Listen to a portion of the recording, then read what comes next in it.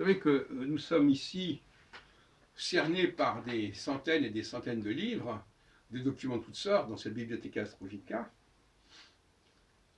Et je me demande parfois à quoi sert tout cet ensemble qui n'est pas tellement consulté, il faut dire les choses, par des vivants. J'ai rencontré l'autre jour Gilles Bûchery, qui avait profité il y a quelques années de nos ressources et qui en avait fait un mémoire pour un diplôme de l'école pratique des hautes études, il y a 3-4 ans, avec Jean-Pierre Laurent et Jean-Pierre Braque, notamment. Je n'ai pas d'ailleurs été invité, ce qui est assez incroyable, étant donné que j'ai contribué considérablement à ces recherches. Et je me suis posé la question de savoir justement à quoi servait tout cela. Et je propose une grille de lecture qui vaut ce qu'elle vaut, à savoir que peut-être que les morts aussi s'intéressent à ces livres, les esprits.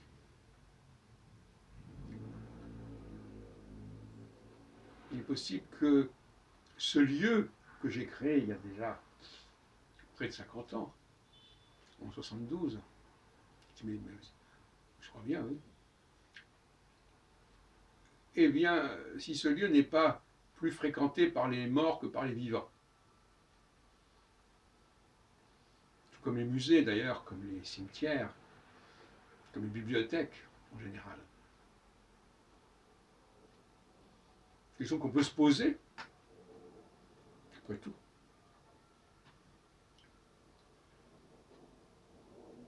Peut-être que ça fait plus sens pour les uns que pour les autres.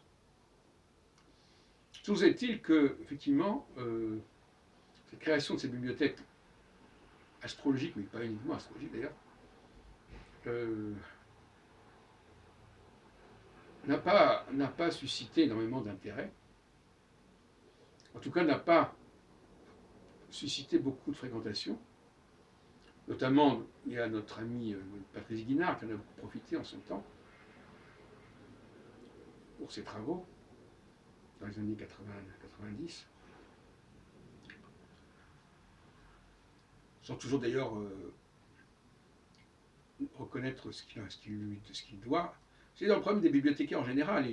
Ils constituent des collections, et puis il y a des gens qui viennent profiter de ces collections et qui ne signalent pas ce qu'ils doivent à ces collections. Bon.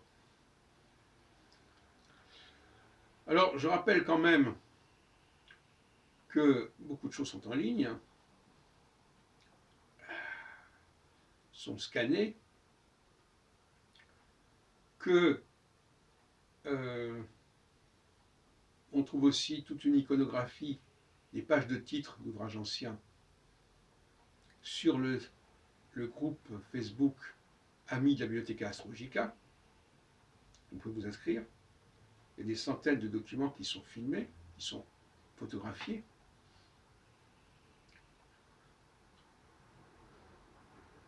Et on peut espérer un jour que cette bibliothèque sera prise en main par un organisme plus important, municipal ou étranger. Bon, effectivement, à un moment donné, j'avais pensé au Warburg Institute, à Londres.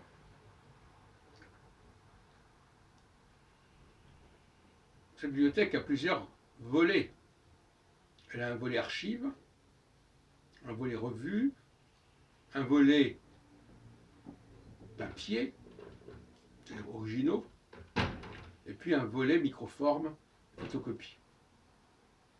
Alors, dans l'état actuel des choses, les photocopies, dont j'ai publié récemment le catalogue, qui a été dressé par Antonia Leibovitch, qu'on trouvait sur Scribd, les photocopies sont conservées à Toulouse par M. Guinard, justement, dans son sous-sol, dans la banlieue de Toulouse.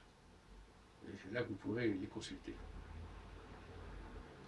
Photocopie, ça veut dire des documents qui n'ont pas été mis sur microfilm, parce que les microfilms ont tous été scannés, notamment par Mario Gregorio, euh,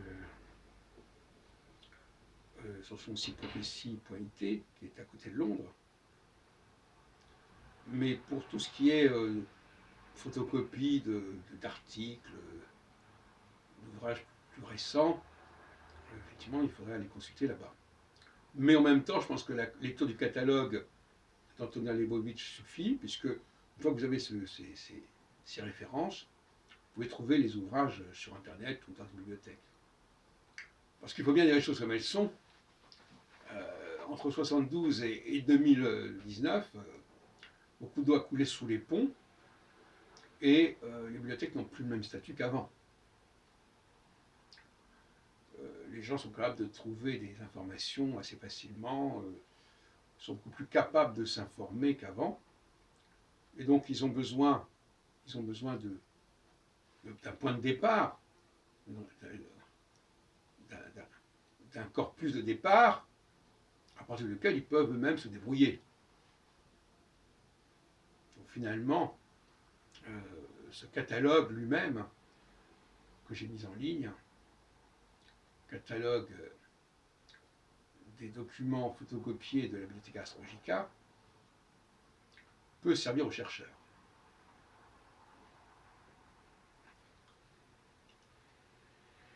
D'ailleurs, de toute façon, beaucoup de choses sont numérisées, d'une manière ou d'une autre, et donc le rôle des bibliothèques n'est plus celui qu'il était autrefois. C'est assez amusant d'ailleurs, parce que quand j'ai commencé mes recherches en bibliothèque dans les années 70,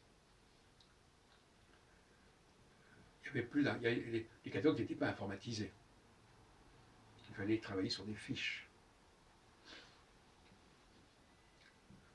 Et après, l'informatique s'est mise au service des bibliothèques, mais finalement, elle a fini par se substituer aux bibliothèques. Il y a eu une progression assez intéressante de ce point de vue.